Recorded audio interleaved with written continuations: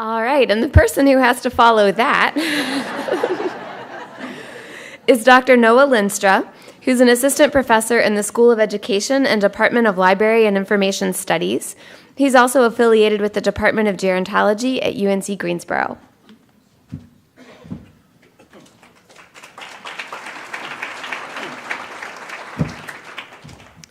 Great, thank you. Yeah, I apologize. I don't have anything quite as entertaining as that, but I'll try my best. And so what I'm going to be talking about a little bit is actually some work that I did in Illinois. I should back up and say I'm new to Greensboro, new to North Carolina. Moved here about a year ago, and so still kind of getting my bearings, and pleased to be here with all of you today. And so what I work on in my research especially is how libraries and public libraries in particular are adapting to serve an aging population, and some of the issues associated with that, and in particular looking at how ageism in both overt and covert ways shape some of the ways that library services are offered, as well as in general technology support for older adults. So it has to do a lot with what kind of images come to mind when you think of the typical technology user, and what kind of images do not come to mind when you think of the typical technology user and technology expert. And let's see here. And so I want to start with this figure, and apologies, it's a little bit hard to read, but this is from the Pew Internet and American Life study recently released, and basically what they found is that most seniors, they need help using new electronic devices. In fact, about 75% of those surveyed over the age of 65 said that all of the time or some of the time, if given a new technology or a new app, need someone to help them.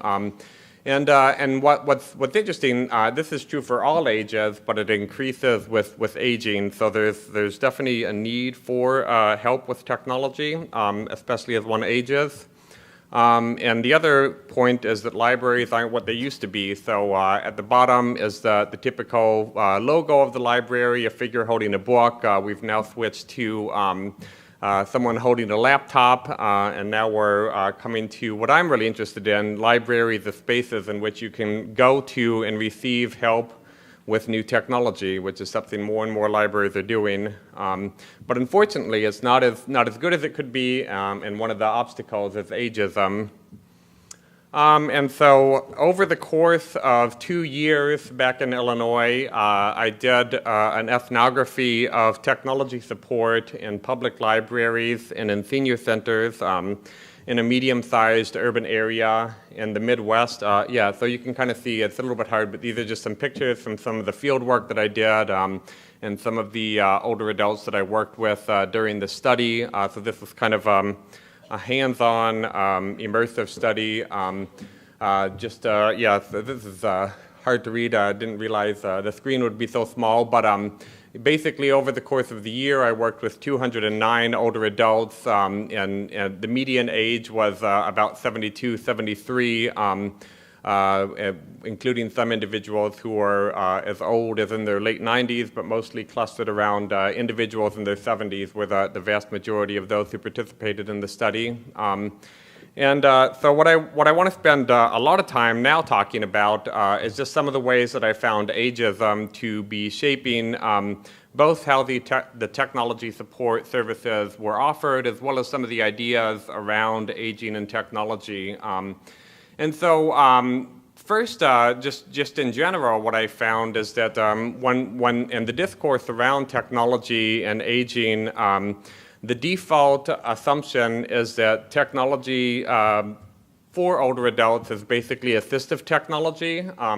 The idea that the only technology that matters for older adults is technology that is going to assist them overcome some sort of cognitive or physical decline.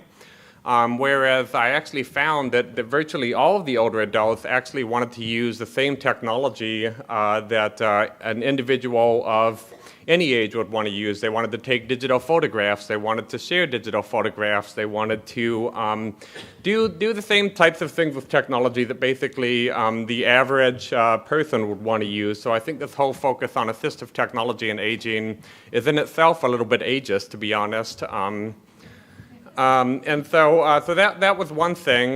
The other thing that I found was that there wasn't as much attention to helping older adults as there was for other generations. So in public libraries in general, there was a huge emphasis on educating children and youth how to use technology and cutting-edge things like 3D printing, was a big thing in libraries these days, makerspaces. So there's a huge emphasis on helping children stay up to date with the cutting-edge technology. And I was really blown away by the keynote speaker this morning, and when she was talking about the healthcare sector and whether or not older adults are worthy of healthcare and the ageism that kind of underlies that. And I see the same thing happening here in the technology sector, where I sometimes see the assumption that older adults are not worthy of being able to use and receive the support necessary to stay up to date with technology. So I think that was the other thing. And then the final point that I want to make was that I found in the technology support services themselves the unstated assumption that the best technology helpers were young people. And this goes back again to the keynote address this morning, which I thought was wonderful, where the speaker talked about how sometimes ageism is something that's deeply internalized to the point that we don't even realize it. And many of the in fact, I would say virtually all of the older adults that I worked with had kind of the taken for granted assumption that if you want help with technology, you just grab a young person and they'll be able to help you. I mean, just stop and think about how ageist that is, and just how ridiculous it is as well. What I actually found was a lot of the older adults that I worked with were actually extremely competent with technology and actually could help each other quite well. But there was a huge lack of confidence because of this ageist assumption that if you're old, you're inherently behind with technology, and the idea that young people are inherently the natural and best helpers with technology, whereas in my work, and I actually work with technology with all ages, and I can tell you teenagers more often than not are extremely clueless when it comes to a large amount of technology. Ask a teenager to open up an Excel spreadsheet and see what happens. And so I think we really need to get past that and find a way past this. Since I moved to Greensboro, I'll just share one example that I think is really great. That I've spent some time talking with some of the people at the ShepNet Senior Center. I'm sure some of you probably are familiar with them. And since 2011, I think they've had kind of peer-to-peer technology classes where they have computer classes that are actually taught by older adults for other older adults. And I think that's a really, really fascinating model and something that I think could also be brought into public libraries. Yeah, so I think what we need to do is to really just break out of this mold of technology as synonymous with youth. And I think, unfortunately, just to wrap up, I think we really missed an opportunity with the release of Hidden Figures last year. I mean, think about this movie. So Hidden Figures, it really demonstrates in a really powerful way that people have been using digital technology since the early 1960s. So there's people alive today who've been using technology for 50 years of their lives, and just what a rich reservoir of knowledge and expertise about technology, and to just assume that to be technologically literate is synonymous with youth just really disregards that entire history. And so I think we need more stories like those. Yeah, so I think I'm about out of time, but I'll take some time for questions, and I'll just, I'll leave here. It's hard to read. These are just some additional resources if you want to read more about all of this.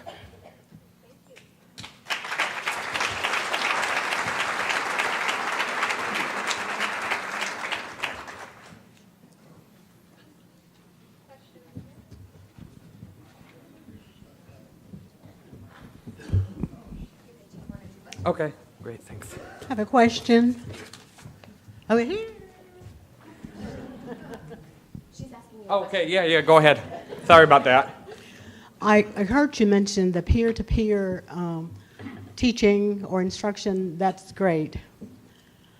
Have you thought about possibly, do you foresee a merger of generational connections, say for instance, grandparents and grandchildren, to combat ageism, to teach at a younger age that this is a negative perspective?